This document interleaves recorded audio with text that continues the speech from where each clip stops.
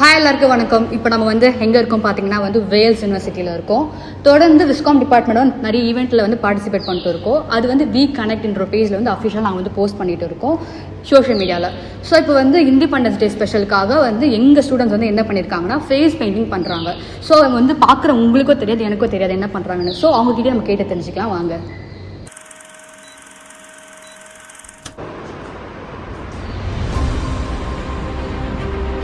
Stop.